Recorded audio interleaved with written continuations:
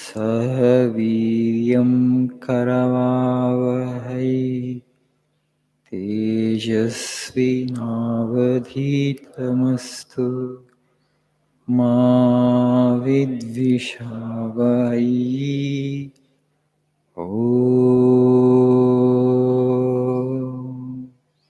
शान्ति शान्ति शान्तिः। ॐ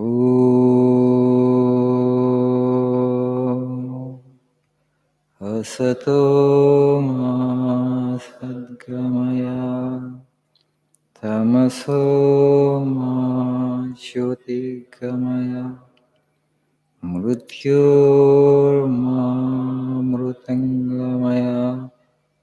ॐ शान्ति शान्ति शान्तिः।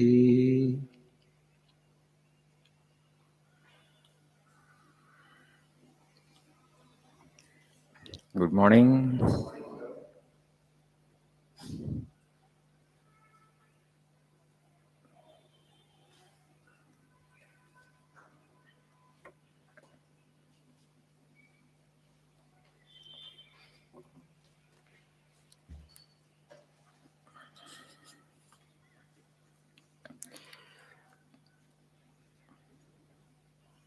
Yeah, please see page number 74.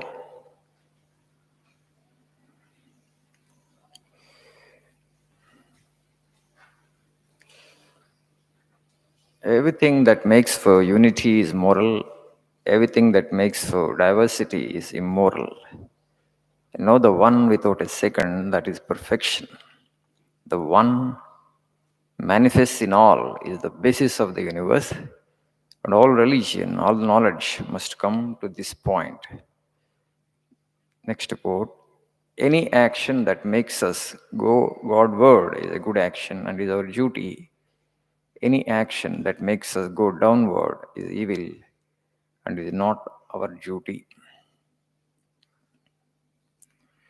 So everything that makes for unity is moral. So you all have heard the phrase unity in diversity. Bhinnattvamlo ekatvam. So to see unity behind the diversity is the goal of life. This diversity is apparent. It is not real. This diversity appears only when we have the mind. When the mind is dissolved, the diversity disappears and you experience the unity behind the diversity. You know, when Vivekananda went to Sri Ramakrishna, and Sri Ramakrishna told him, everything is God, everything is consciousness. How can that be? Sri Ram Swamiji told, this is a table, this is a wall, this is a tumbler, glass. There is duality, there is differentiation, there is variety in the world. Yeah, this is only apparent, this is not real, but behind there is unity. From that unity, this diversity has come into existence. And Vivekananda went on arguing with his guru. Then Sri Ramakrishna just touched him. Then he lost all his outward consciousness and the mind got dissolved. Vivekananda had the experience of that homogeneous consciousness. The walls around him disappeared, the tumbler disappeared, everything, one homogeneous behind this. And afterwards, he got completely transformed. He was in his normal consciousness, very strong man, probably 18 or 19 years old, very strong-willed man. How come this old man just touched me, weak and frail man? You know, Vivekananda was like wrestler, and Ramakrishna Paramahamsa was like this, and he just touched him. Something happened. Everything became one. How is that? And then he understood that he is looking very ordinary outwardly, but this man is not an ordinary man. He has seen God. He has touched God.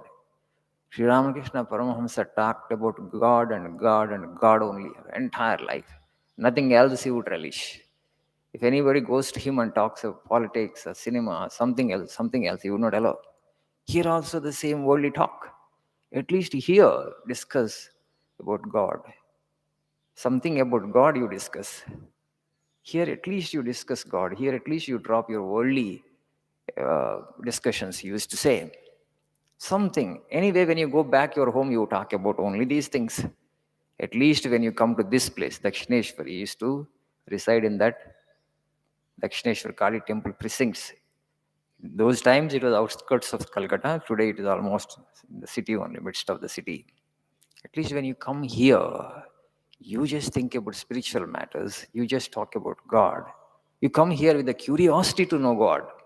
Anyway, when you go back home, you will be talking about only worldly matters. You used to tell people. You would not allow them even to read newspapers there. So he said, no, when you come here, think about God. Think about God, he used to say. So afterwards, Vivekananda got completely transformed because he was in normal consciousness when he touched him. Not that he was in a delirium. He had, mind was weak. He didn't have last night's sleep. And that's why he was, kind of dreamy state. Not like that. Perfect normal consciousness he was there. He just touched him. Then he understood that, yes. Vivekananda went and asked him, actually, have you seen God? And Sri Ramakrishna said, yes, I have seen him. I see him as clearly as I see you, right? That was the answer he had given. Vivekananda had that curiosity to know the truth, to know God. Why? There is so much of suffering in the world. Why? God means he must be a compassionate being, he must be a kind being, he must be a good being. But in the creation that God has done, why there are so many disparities, so much of suffering? Why did God create such a defective world, imperfect world? That was the question Vivekananda had. So does God exist really? And so he went on asking different people. He went to Rabindranath Tagore's father, Devendranath Tagore. He used to keep long bed, and people used to consider him as a spiritual guru. And Vivekananda went to him first. Have you seen God? He didn't give a straight reply. He said, your eyes are like yogi. Now Swamiji said that is not the answer to my question. I have asked you, have you seen God? You talk about God, right? You give discourses and lectures on spirituality. So if you have not seen God, then why do you give these lectures? He said he has read a few books, and then what has he has read that he was talking about. But that did not satisfy Vivekananda. Ultimately, one of his cousins, Ramchandra Datta, if you are so curious about knowing God, there is one Paramahamsa on the outskirts of Calcutta, Dakshineshwar temple. He always talks about God. He has seen God. Go to him. He will tell you. He will explain you. And Vivekananda went to him. What happened afterwards is history.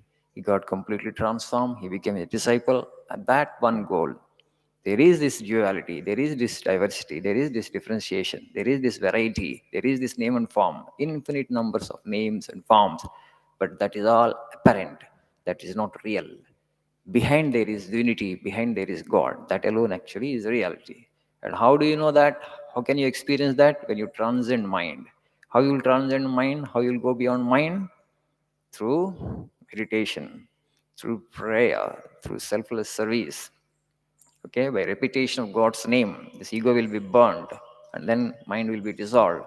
Then you will have that unity of experience.